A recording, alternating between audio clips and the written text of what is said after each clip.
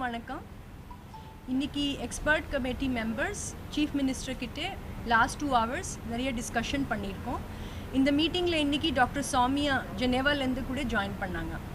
இப்போ நான் சொல்ல போகிறது சம்மரி ஆஃப் த ரெக்கமெண்டேஷன். இதில் டாக்டர் சௌமியாவோடைய ரெக்கமெண்டேஷனும் இன்க்ளூட் பண்ணி இப்போ நாங்கள் உங்கள்கிட்ட ஷேர் பண்ண போகிறோம்.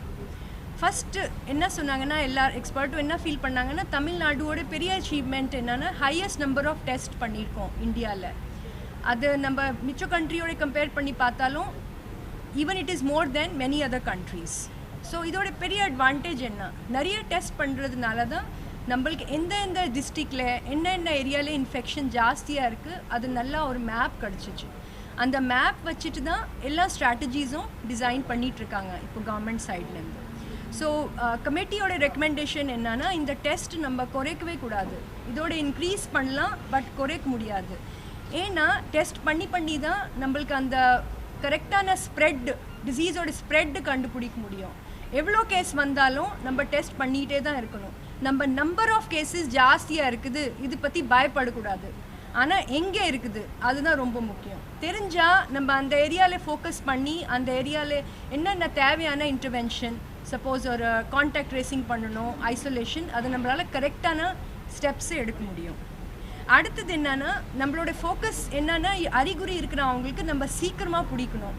இப்போது நாங்கள் என்ன பார்க்குறோன்னா, இருக்கிற டேட்டா வச்சுட்டு மேக்ஸிமம் ஒரு at least half of the people இந்த கொரோனா ரிலேட்டட் அறிகுறி இருந்தால் நம்ம அவங்களுக்கு 3 daysக்குள்ளே நம்ம ஹாஸ்பிட்டலுக்குள்ளே கொண்டு வரோம்.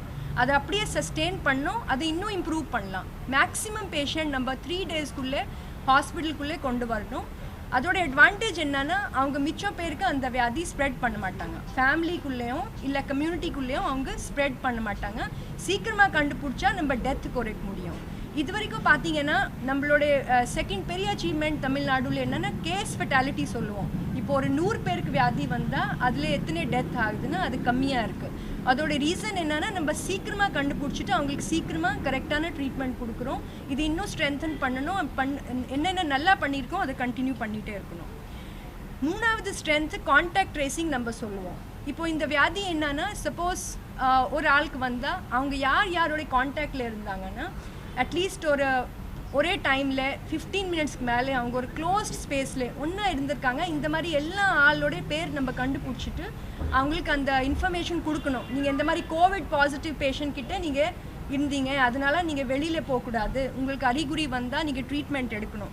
இந்த ஸ்ட்ராட்டஜி இது வரைக்கும் நல்லா ஒர்க் ஆகிடுச்சு. அதனால தான் பார்த்தீங்கன்னா ஃபஸ்ட் நம்மளுக்கு ஒரு கிளஸ்டர் வந்தது, அது அப்படியே செட்டில் டவுன் ஆகிடுச்சு. இப்போ 2வது கிளஸ்டருக்கும் அவங்க நல்லா கான்டாக்ட் ட்ரேசிங் பண்ணியிருக்காங்க. ஆன் அண்ட் ஆவரேஜ் பார்த்தீங்கன்னா ஒரு கேஸ்க்கு தமிழ்நாட்டில் கவர்மெண்ட்க்கு இருக்கிற டேட்டா வச்சு பார்த்தா கிட்டத்தட்ட ஒரு 20 கான்டாக்ட் கண்டுபிடிக்கிறாங்க. அந்த 20 பேருக்கும் நம்ம டெஸ்ட் பண்ணணும். அந்த டெஸ்ட் பண்ணிவிட்டு அவங்களுக்கு சப்போஸ் அறிகுறி இருந்தானா அவங்களுக்கு ட்ரீட்மெண்ட் கொடுக்கணும். அறிகுறி இல்லைன்னா கூட அவங்க வீட்டிலே தான் இருக்கணும், அவங்க 14 நாள் எங்கேயும் வெளியில் போகக்கூடாது. ஸோ இதை இருக்கிற ஸ்ட்ராட்டஜியில் எது நம்ம கண்டினியூ பண்ணிகிட்டே இருக்கணும்னா, surveillance, testing, contact tracing, isolation, quarantine, இது பண்ணிகிட்டே இருந்தால் தான் நம்மளால் இந்த எபிடெமிக் ஒரு லெவல் கண்ட்ரோலில் வச்சுக்க முடியும். எது பண்ணாலும் we are in a pandemic situation. Pandemic சுச்சுவேஷனில் எப்படின்னா, கேஸ் ஃபுல்லாக நம்ம கேஸே வரக்கூடாது, அந்த மாதிரி சுச்சுவேஷன் வராது. வேவ்ஸ் இருக்கும், சில டைம் கேசஸ் இன்க்ரீஸ் ஆகும், சில டைம் கேசஸ் டிக்ரீஸ் ஆகும். அந்த வேவ்ஸ் வரும்போது இந்த கரெக்டான ஸ்ட்ராட்டஜிஸ் அப்ளை பண்ணி நம்ம அந்தந்த இன்ஃபெக்ஷன் அந்த கிளஸ்டர் அதே இடத்துல கண்ட்ரோல் பண்ணிட்டான்னா அது மிச்சோ டிஸ்ட்ரிக்டில், அதர் வில்லேஜஸில் இல்லை அதர் பார்ட் ஆஃப் த சிட்டியில் ஸ்ப்ரெட் ஆகாமல் இருக்கும். ஸோ அந்த சில டைம் வேவ்ஸ் வரும்போது நம்ம பேனிக் ஆகக்கூடாது, அதோட கண்ட்ரோல் மெஷர்லேயே ஃபோக்கஸ் பண்ணணும். பேனிக் ஆகிறதுக்கு ஒன்றும் யூஸ் இல்லை. இது நம்ம எப்படி ஒரு இம்ப்ளிமெண்டேஷன் கரெக்டாக பண்ணணும், அதோட கம்யூனிட்டியோட பார்ட்டிசிபேஷன் நாங்கள் இன்னும் ஃபீல் பண்ணோம், இம்ப்ரூவ் பண்ணி தான் ஆகணும். இது வரைக்கும் நிறைய பேர் கோஆப்ரேட் பண்ணுறாங்க, நிறைய பேர் மாஸ்க் யூஸ் பண்ணுறாங்க பப்ளிக் பிளேசஸில், ஆனால் இன்னும் நம்ம கம்யூனிட்டியோட பார்ட்டிசிபேஷன் இன்க்ரீஸ் பண்ணணும். சோஷியல் டிஸ்டன்சிங், இப்போது நிறைய பேர் வேலைக்கு போகிறதுக்கு ரெடியாக இருக்காங்க, இல்லை நிறைய ஃபேக்ட்ரிஸும் ஓப்பன் ஆகுது, அங்கே சோஷியல் டிஸ்டன்சிங் அவங்க மெயின்டைன் பண்ணணும். ஒர்க் பிளேஸ்லேயும் அந்த ஒர்க் யார் அந்த ஓனர்ஸ் இருக்காங்க அவங்க எப்படியாவது அந்த அரேஞ்ச்மெண்ட் பண்ணணும். அந்த ஒர்க் பிளேஸ்லேயே அட்லீஸ்ட் ஒரு 2 workersக்குள்ளே ஒரு 1 meter டிஸ்டன்ஸ் கண்டிப்பாக மெயின்டைன் பண்ணணும். எல்லாருக்கும் மாஸ்க் கண்டிப்பாக கொடுக்கணும், எல்லா ஒர்க் பிளேஸ்லேயும் மாஸ்க் கொடுத்து தான் ஆகணும். மாஸ்க் இல்லாமல் யாருமே வேலைக்கு போகக்கூடாது. யாரோ ஒரு ஒர்க்கருக்கு சிம்டம்ஸ் வந்தாங்கன்னா, சப்போஸ் அவங்களுக்கு சளி, இருமல் அந்த மாதிரி ஜுரம் இருந்தானா அவங்க வேலைக்கு வரக்கூடாது. அவங்களுக்கு கரெக்டாக 14 நாள் அவங்க வீட்டில் இருக்கணும். சப்போஸ் அவங்களுக்கு சிம்டம் ஜாஸ்தியாக இருந்தால் அவங்க கரெக்டாக டாக்டர்கிட்ட காண்டாக்ட் பண்ணி அவங்க சொன்ன மாதிரி அவங்க அட்வைஸ் ஃபாலோ பண்ணணும். கண்டிப்பாக வேலைக்கு போகக்கூடாது. லாஸ்ட் என்னன்னா, சப்போஸ் அவங்க பக்கத்தில் யாருக்காக கோவிட் இந்த மாதிரி டயக்னோஸ் ஆயிருக்குன்னா அவங்களும் வேலைக்கு போகக்கூடாது. அவங்க வீட்டிலே இருக்கணும் 14 நாளாக. அண்ட் டாக்டர் காண்டாக்ட் பண்ணி அவங்களோட அட்வைஸ் ஃபாலோ பண்ணணும். இப்போ லாக்டவுன் நம்ம சொல்கிறோம், லாக்டவுன் அடுத்த படிக்கு போகும்போது அப்படி போகும்போது கொஞ்சம் கொஞ்சமாக தான் நம்ம அதை ரிலீஸ் பண்ண முடியும். ஒரே படியாக எல்லாமே நம்ம நார்மலாக போகலாம், அது பண்ண முடியாது. அப்படி பண்ணும்போது ஸ்ப்ரெட் ஜாஸ்தி ஆகும், அந்த வாய்ப்பு இருக்குது. அதனால எல்லா பேனல் மெம்பர் என்ன ஃபீல் பண்ணுறாங்கன்னா, நாங்கள் முன்னாடி சொன்ன மாதிரி தான் படிப்படியாக தான் ரிலீஸ் பண்ணணும். இப்போ நம்ம 100% முன்னாடி மாதிரியும் இருக்கணும், அதுக்கு வாய்ப்பு இல்லை.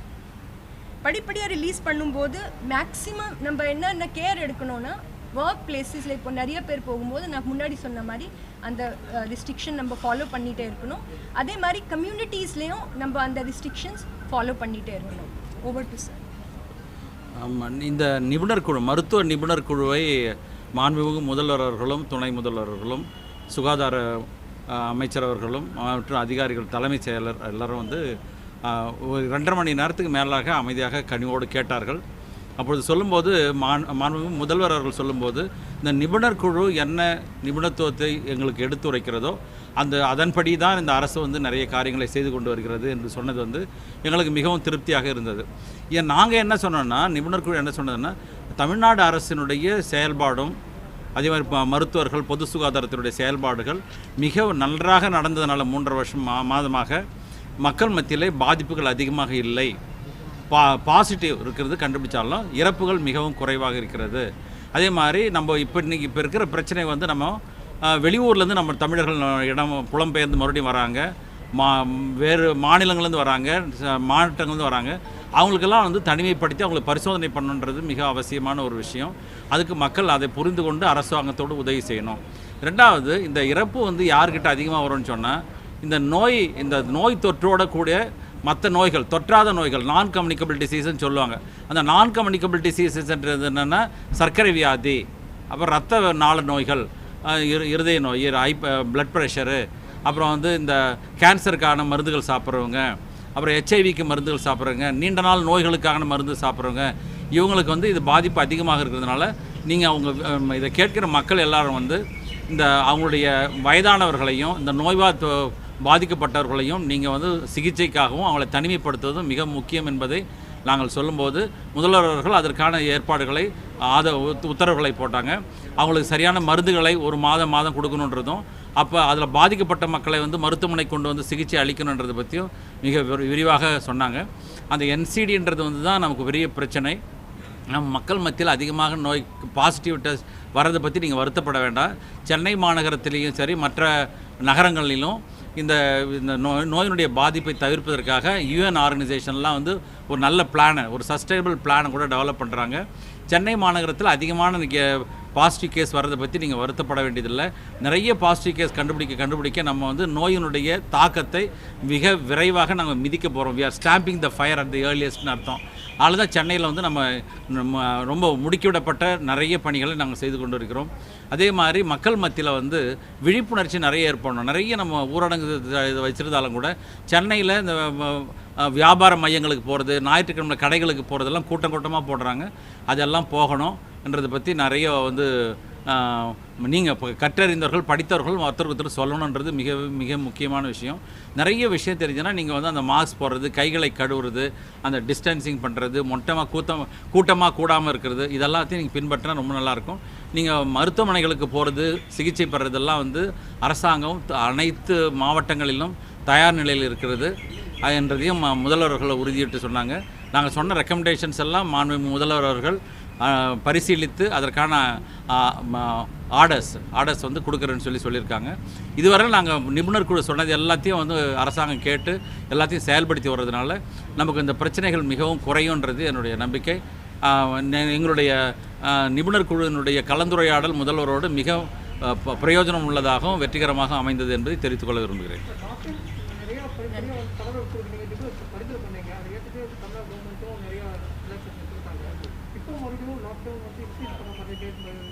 அதான் இப்போது லாக்டவுன் பற்றி டாக்டர் அம்மா சொன்னாங்க, டாக்டர் பிரதீபா சொன்னாங்க. லாக்டவுன்ன்றது அந்த ஊரடங்கு சட்டத்தினுடைய ஒரு தளர்வில் லாக்டவுன் கண்டினியூ பண்ணால் ஜனங்களுக்கு அந்த பய உணர்வு இருக்கும். பயம் அதிகமாக தேவையில்லை, பட் ஒரு எச்சரிக்கை உணர்வு இருக்குன்றனால தான் அப்படி பண்ணுற மொழியை. மற்றபடி தளர்வுகள் வந்து இன்றைக்கே நீங்கள் பார்த்துருக்கீங்க. நல்ல எல்லா வேலைக்கு மக்கள் போகிறாங்க, பள்ளிக்கூடத்துக்கு நம்ம அனுப்பலை, பஸ்ஸு விடலை, மார்க்கெட்ஸை திறக்கலை, அந்த அழகு மையங்கள், அழகு முடிவெட்டுற இடம் இது எல்லாத்தையும் வந்து நம்ம அலோவ் பண்ணல, மற்றெல்லாம் திறந்து விட்டுருக்குது. அதே மாதிரி அரசாங்கத்தினுடைய இன்னொரு நல்ல விஷயம் என்னென்னாக்கா, இது வந்து நோயை மட்டும் கட்டுப்படுத்துறதுக்காக முயற்சிகள் எடுக்காமல் அதுவும் எடுத்துகிட்டு மக்கள் மத்தியில் அவங்களுடைய வாழ்வாதாரத்தை மேம்படுத்துறதுக்கான காரியங்களை செய்கிறாங்க. இப்போ கூட தமிழகத்தில் ஒரு கிட்டு கொடுக்குறாங்க. அந்த கிட்டில் வந்து கபசுர குடிநீர், அப்புறம் வைட்டமின் மாத்திரைகள், அப்புறம் பழம், முட்டைகள், அப்புறம் வந்து மாஸ்க்கு, அந்த வீட்டில் இருக்கும் அத்தனை பேருக்கும் வந்து முகக்கவசம், சானிடைசர் எல்லாம் போட்டு ஒரு பேக் கொடுக்குறாங்க. அது இப்போ ஆல்ரெடி கொடுத்துருக்காங்க. இன்னும் கூட சென்னையில் வந்து நிறைய குடிசை பகுதியில் கொடுக்குறாங்க. அதை நீங்கள் பயன்படுத்தி கொள்ளணுன்றது மிக முக்கியமான விஷயம். இதை வந்து மார்ச், ஏப்ரல், மே, ஜூன் இந்த 3 மாதத்துலேயும் வறுமை கோட்டு கீழே இருக்கிற மக்களுக்கு அரிசி, எண்ணெய், பருப்பு இது மாதிரியான அனைத்து பொருட்களையும் கொடுத்துருக்காங்க. அதே மாதிரி அம்மா உணவகத்தில் வந்து சாப்பாடு வந்து ஒரு நாளைக்கு 10 லட்சம் பேருக்கு மேலே சாப்பாடு கொடுக்கப்படுகிறது. இதை நம்முடைய நோய் எதிர்ப்பு மட்டும் இல்லாமல், நோய் தடுப்பு மட்டும் இல்லாமல், நோய் எதிர்ப்பு சக்தியை மேம்படுத்துறதுக்கான முயற்சிகளையும் தமிழக அரசு எடுத்து வருகிறது என்பது எங்களுக்கு மிகவும் சந்தோஷத்தை அளிக்கிறது. மக்கள் பயன்பெற வேண்டும். தேங்க்யூ.